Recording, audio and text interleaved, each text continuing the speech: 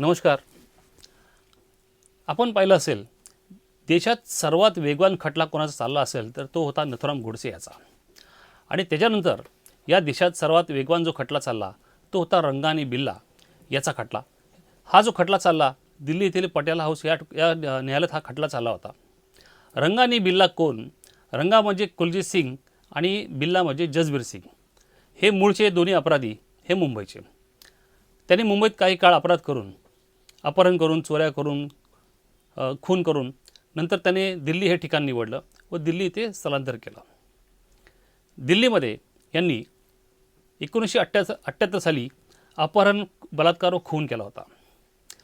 भारत देशामध्ये सर्वात जास्त गाजलेला खटला तो म्हणजे निर्भया केस. 2013मध्ये दिल्लीमध्ये निर्भया केस हे प्रकरण गाजलं होतं. त्याच्या अगोदर 1978 साली रंगा आणि बिल्ला यांनी अपहरण, बलात्कार व खून करून त्यांची हत्या केली आणि ते प्रकरण खूप गाजलं होतं. तर रंगा आणि बिल्लाची कहाणी आहे काय? चला आपण हे पाहूया.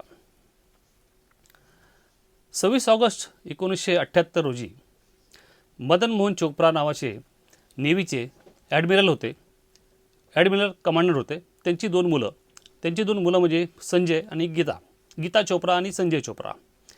गीता ही कॉमर्सच्या द्वितीय वर्षात होती, तसं संजय हा 10वीला शिकत होता. गीता हिला इंग्लिश गाणी किंवा फॉरेनची गाणी गाण्याचं त्याला आवड होती. त्यामुळे एका कार्यक्रमाला त्याला तिकडे गाणी गायला जायचं होतं आणि त्या दिवशी 26 ऑगस्ट 1978 रोजी संध्याकाळी 6 वाजता आपल्या वडिलांच्या परवानगीने वडिलांना सांगून की ह्या कार्यक्रमाला त्यांनी जायचं ठरवलं. घरून निघाल्यानंतर 6 वाजता तिच्या निश्चित स्थळी जाण्यासाठी त्याने आपल्या भावाला सोबत घेतलं आणि रस्त्यावर कुठली गाडी, रिक्षा किंवा काय लिफ्ट मिळते का हे पाहण्यासाठी बाहेर गेली.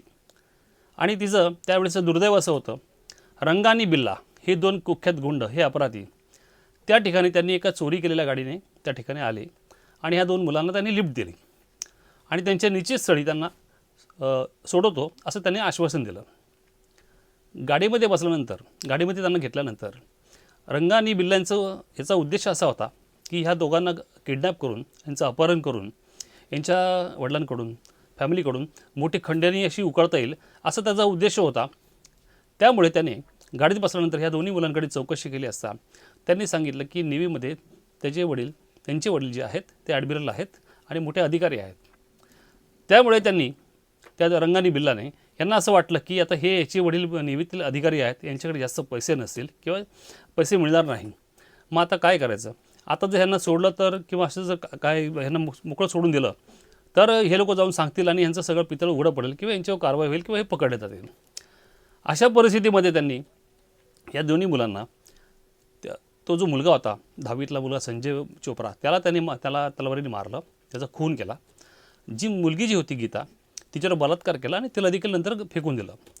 आणि नंतर हा जो संपूर्ण प्रकार जो होत होता, ज्यावेळेस तो त्या दोन मुलांना घेऊन गेला त्यावेळेस तो वेगळ्या अशा आडवळणाला गाडी घेऊन चालला असताना ही जी मुलगी गीता जी होती ती त्याला सांगत होती की या ठिकाणी घेऊन जाऊ नका, हा रस्ता वेगळा आहे, तुम्ही योग्य त्या रस्त्याला घेऊन चाला.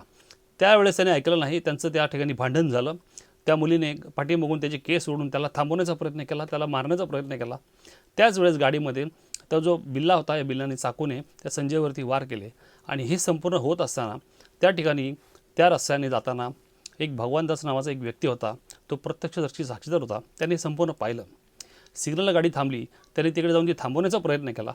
त्यानंतर सिग्नल सुटल्यानंतर ही गाडी घेऊन निघाले. पुढे यांचा वेग वाढवला आणि पुढच्या सिग्नलला गाडी थांबवली नाही. सिग्नल तोडून गाडी पुढे गेली आणि भगवानदास या व्यक्तीने हे संपूर्ण प्रकार पाहिला.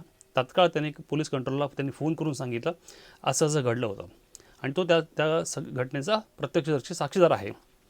हे सगळं घडल्यानंतर संध्याकाळी त्या मदन मोहन चोप्राच्या घरी त्यांची मुलं परत आली नाही म्हणून त्यांनी त्या ज्या ठिकाणी त्यांना गाणी गायला जात होते त्या ठिकाणी त्यांनी जाऊन चौकशी केली असता त्यांनी सांगितले की तुमची दोन्ही मुलं आमच्याकडे आली नाही. त्यानंतर ॲडमिरलने या मदन मोहन चोप्रा यांनी पोलीस स्टेशनला तक्रार केली. दुसऱ्या दिवशी संपूर्ण दिल्लीमध्ये, संपूर्ण न्यूजपेपरमध्ये, तिकडच्या वर्तमानपत्रामध्ये ही बातमी छापून आली की मदन मोहन चोप्रा यांची दोन्ही मुलं यांचं अपहरण झालं आहे किंवा ती नाहीशी झाली आहेत किंवा मिळून येत नाही. आणि हे प्रकरण बघता बघता तापलं आणि संपूर्ण भारतभर याची बातमी आली. 26 ऑगस्ट नंतर 27 ऑगस्ट 1978 28 ऑगस्ट 1978 2 दिवस या दोन्ही मुलांचा थांगपत्ता लागला नाही. दोन्ही मुलं गायब झाली आणि त्यानंतर पोलीस सर्व ठिकाणी शोध करू लागले.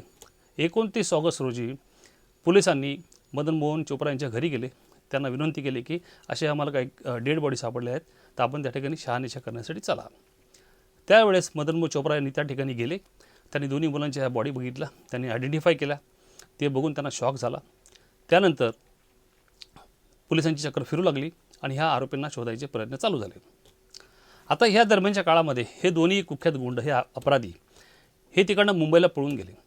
मुंबईवरून ते आग्र्याला गेले आणि आग्र्यातून कालका एक्सप्रेस यांनी पकडून ते दिल्लीला जाऊ पाहत असताना त्यांनी मिलिटरीचे जो डबा असतो, आर्मीचा जो डबा असतो, त्या डब्यामध्ये प्रवेश करून तिथे जागा मिळवायचा प्रयत्न केला.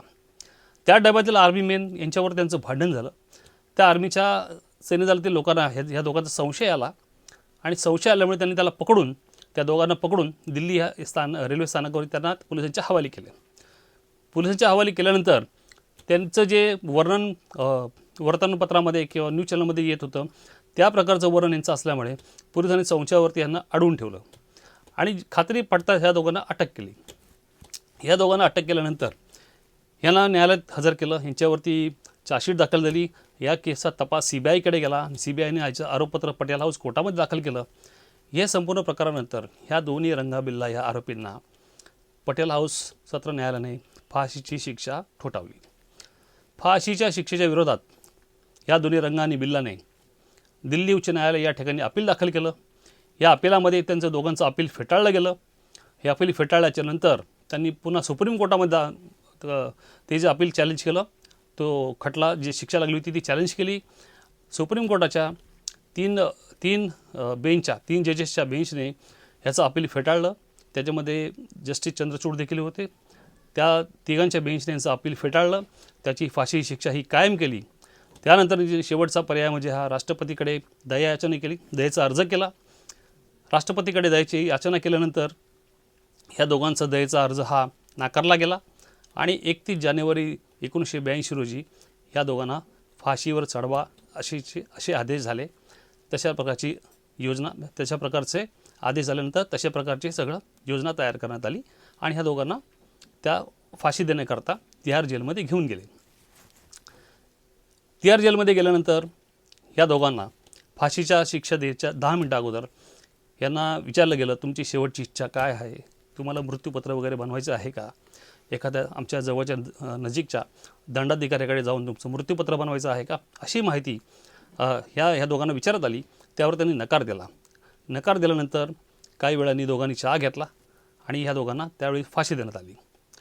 ही फाशी दिल्यानंतर दोघांनी फाशीची शिक्षा, फाशीला गळ्याला फास लावल्यानंतर रंगा हा साधारणतः 2 तास जिवंत होता. 2 तासांनी यांच्या डेड बॉडीज, यांचे मृतदेह खाली काढल्यानंतर डॉक्टरांनी तपासल्यास हा रंगा हा जिवंत आढळला. या देशाच्या इतिहासामध्ये प्रथम असं घडलं की 2 तासानंतर फाशी दिल्यानंतर देखील हा जिवंत होता. त्यामुळे त्यांना जोपर्यंत त्याचा मृत्यू होत नाही तोपर्यंत त्याला फाशी देण्यात आली आणि असा हा या रंगा आणि बिल्लाचा अंत झाला. तर हा खटला जो आहे देशातला, हा गाजलेला खटला या दोघांचा. आणि निर्भयानंतर, निर्भयाच्या अगोदर हा दिल्लीमध्ये हे अगोदर एक निर्भया झालं होतं, त्यापैकी हे एक प्रकरण आहे असे रंगा बिल्ला.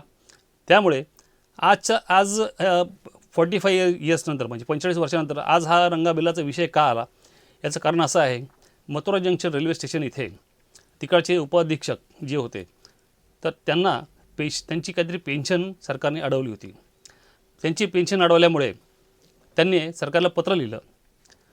त्या पत्रामध्ये त्यांनी रंगा बिल्लाचा उल्लेख केला होता आणि असा उल्लेख केला होता की आजच्या काळामध्ये हे रंगा बिल्ला जे आहेत, या रंगा बिल्लांच्या पेन्शन वेळेवर मिळते, त्यामुळे ह्या रंगा बिल्लांना आमच्या पेन्शनचं काही पडलेलं नाही आणि अशा प्रकारचं पत्र त्यांनी लिहिलं होतं.